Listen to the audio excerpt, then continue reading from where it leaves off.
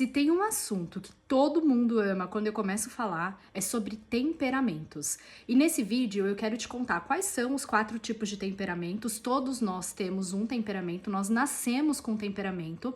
E como que a gente pode avaliar o tutor, né? Nós, como médicos veterinários, como que a gente pode avaliar o tutor para entender como agir nos diferentes tipos de temperamento, né? Nos diferentes tutores que tenham diferentes tipos de temperamento.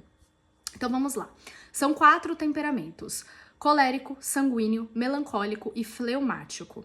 Todos nós nascemos com um temperamento e isso não muda, tá? O que muda é a nossa personalidade. Então, ao longo da vida, nós vamos passando por experiências e tal, e daí a gente vai formando a nossa personalidade. A gente pode ir mudando a nossa personalidade conforme a gente vai amadurecendo e tal. O temperamento não muda e a nossa tendência é reagir ao mundo de acordo com o nosso temperamento.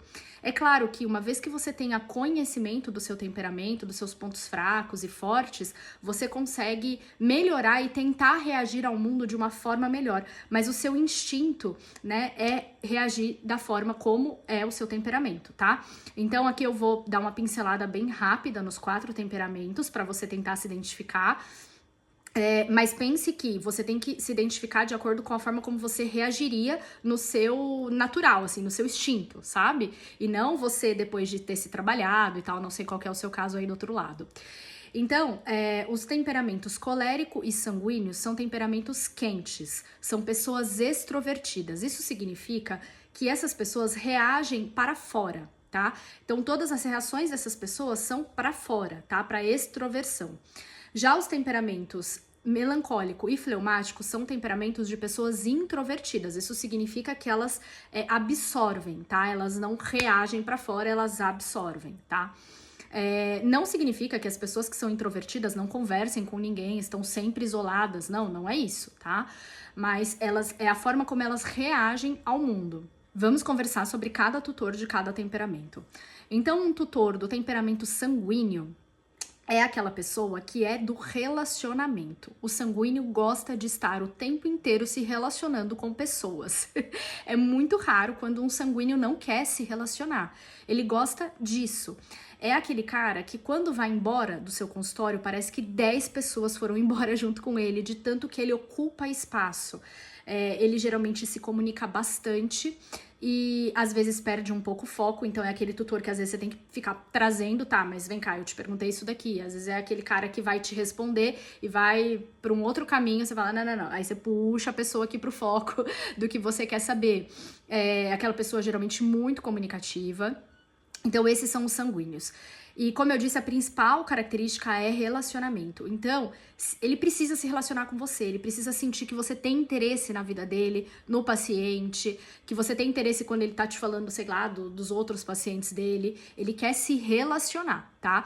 Então, se você não minimamente se relacionar, que eu não sei qual que é o seu temperamento também, talvez você tenha um temperamento que tenha essa dificuldade de se relacionar, de aprofundar ali e tal, talvez ele não se sinta bem com você, se você não se relacionar com ele, tá? Então é aquele cara que gosta dessa proximidade, é aquele cara que quando você vai mandar uma mensagem, ele gosta que você fale, oi, tudo bem? Ele é aquele cara que não gosta de uma coisa muito direta, porque daí não tá tendo relacionamento, e daí pra ele não é tão interessante. O tutor do temperamento colérico. Os coléricos, eles são objetivos, rápidos, práticos.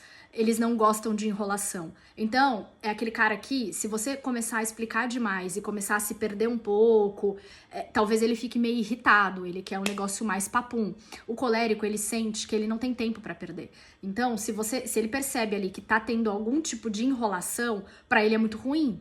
É aquele cara que, se você atrasar demais a consulta, ele vai ficar muito incomodado. Por quê? Porque ele tem coisa pra fazer. Ele tá perdendo o tempo dele ali, sabe? Se ele tivesse sido avisado antes, talvez ele fique numa boa. Agora, se ninguém avisou, ele chegou, você tá, tipo, há 1 hora atrasado, pra ele vai ser muito ruim. Ele vai se sentir extremamente desrespeitado ali na organização dele, no tempo dele. Então, o colérico, quando você for conversar com ele, você tem que ser mais prático, mais objetivo. E uma outra característica muito forte do colérico é que ele precisa sentir que você é uma autoridade, que você sabe mais do que ele. Geralmente, o tutor que chega no consultório e fala assim, olha, doutor, meu bicho, eu já sei, tem uma piometra, porque eu já pesquisei no Google e eu já sei que é isso. Então eu preciso saber o que você vai fazer. Se você responder pra ele assim, calma, fulaninho, vamos lá, vamos ver, e começar a dar uma, sei lá, ele sentir que você tá meio que enrolando, mesmo que você tenha razão, pra ele vai ser ruim.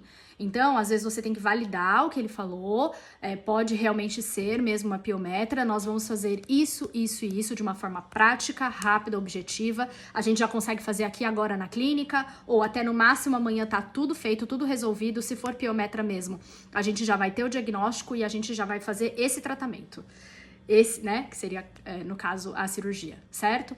Então, com o colérico você tem que ser assim, sabe? Ao invés de você ficar, ai, tá vendo? Olha lá, já olhou no Google, já tá falando que sabe tudo e não sei o quê. Se você for pra esse lado, né, da raiva com o colérico que tá do seu outro lado, não vai funcionar ali a relação de vocês. Talvez ele não confie em você e ele precisa sentir que você sabe mais do que ele, certo? Então é aquela pessoa geralmente muito firme, meio grossa às vezes, mas por conta disso, se você souber domar o colérico, né, então se você souber mostrar que você sabe mais do que ele e conversar com ele de uma forma clara, prática, objetiva, você vai ganhar o colérico. Os temperamentos introvertidos, como eu disse, eles vão pra dentro. Então, quando acontece alguma situação ali que eles se sentiram incomodados, que eles não gostavam, a tendência deles é que eles absorvam isso dentro deles. É muito difícil que um melancólico ou um fleumático briguem na recepção, briguem com você, te falem papum que não gostou, sabe? Vão embora. Não, eles vão pensar, eles vão absorver aquela situação que não foi legal, que eles não se sentiram bem. Talvez depois eles até comuniquem isso pra você ou pra recepção, mas eles geralmente não expõem isso de uma forma tão pra fora, tá? Os melancólicos, eles tendem a serem um pouco mais pessimistas, tá? Então, talvez seja aquele tutor que tenha mais dificuldade ali de entender o processo, né? Principalmente porque tá lidando com o bichinho dele, tá? Então, é aquele cara que às vezes você tem que acolher bem, sabe? E os melancólicos, eles precisam se sentir seguros, tá? A palavra que rege os melancólicos é segurança. Então, você precisa trazer essa segurança pra eles, você precisa ser esse ponto de segurança, né, porque tá lidando com uma vida, tá lidando com o bichinho dele. Se ele não se sentir seguro com você, não vai funcionar o relacionamento de vocês, você vai perder esse cliente. Então, tentar trazer o máximo de informações possível, tentar mandar fotos, sei lá, se é um bichinho que tá internado na sua clínica, e o tutor dele é melancólico. Mandar fotos, mandar relatórios, ligar, conversar, sabe? Trazer essa segurança, ó, tá tudo bem, tô fazendo, tô aqui, tô dando esse suporte pro seu animal, não deixar solto, sabe? Ele precisa se sentir seguro. E os fleumáticos são geralmente as pessoas mais tranquilas, tá? Quando a gente vê aí na vida, né, no dia a dia, geralmente são os mais tranquilos, os mais good vibes. O problema, né, deles como tutor, assim, é que eles demoram demais pra tomar decisão, tá? É o temperamento que mais demora pra decidir alguma coisa. Então, é aquele tutor que às vezes você fala assim, olha, seria importante castrar essa fêmea, porque pode dar esse problema se você não castrar. Então, é aquele cara que vai pra casa, que vai pensar se deve ou se não deve castrar, aí ele vai dar um Google, aí ele vai deixar isso meio adormecido, aí você fala de novo na próxima consulta, então ele demora a tomar a decisão. Então, às vezes, é aquele cara que você tem que ficar dando uma puxada. Olha, fulano, você já pensou sobre isso? Você já viu sobre isso? E trazer mais informações para que ele consiga tomar a decisão, porque é uma dificuldade dele. Então, se você não dá muitas informações para ele a fim de facilitar a decisão, ele vai demorar cada vez mais para decidir alguma coisa, né? Então, é importante isso. Se você notar que pode ser um fleumático, ele é muito de boa, ele é muito legal, ele é muito gente boa, ele se relaciona bem, mas ele tem essa dificuldade de tomar decisões. Então, às vezes, você vai ter que ou meio que decidir por ele mesmo, ou ficar puxando, ou trazendo mais informações para você ganhar aquele cliente e, claro, né, o nosso objetivo final, para ajudar o nosso paciente. E aqui só um parênteses sobre timidez, tá? Timidez pode ter em todos os temperamentos. Então, a gente tem que deixar a timidez de lado para avaliar o temperamento. Então, às vezes a pessoa é extrovertida, mas ela é tímida. Então, fica mais difícil de você identificar qual é o temperamento dela. Mas se você prestar atenção nesses nuances aí que eu falei pra vocês, por exemplo, da firmeza do colérico ou do relacionamento do sanguíneo, aquele cara que gosta de se relacionar e tal. Então, se você tentar tirar a timidez e observar essas situações aí, quando a pessoa tá se sentindo confortável, ela vai mostrando, você vai identificar muito provavelmente o temperamento daquelas pessoas.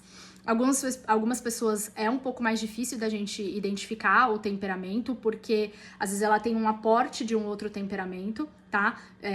Então, às vezes não é tão clássico, mas na maioria das vezes a gente consegue identificar, ou pelo menos saber o polo, tá? Saber se elas são muito quentes, ou seja, extrovertidas, ou saber se elas são muito frias, ou seja, introvertidas, e daí a gente já consegue caminhar melhor aí com esse tutor, né? Mas no geral, trazendo um resumão aqui, o que eu penso, né, que um veterinário, né, um bom veterinário deve fazer no relacionamento com os clientes, né, para, como eu disse, atingir o nosso objetivo, que é ajudar o nosso paciente, né, para isso que eu tô aqui conversando com vocês, né. Então, o que eu acho que a gente tem que fazer?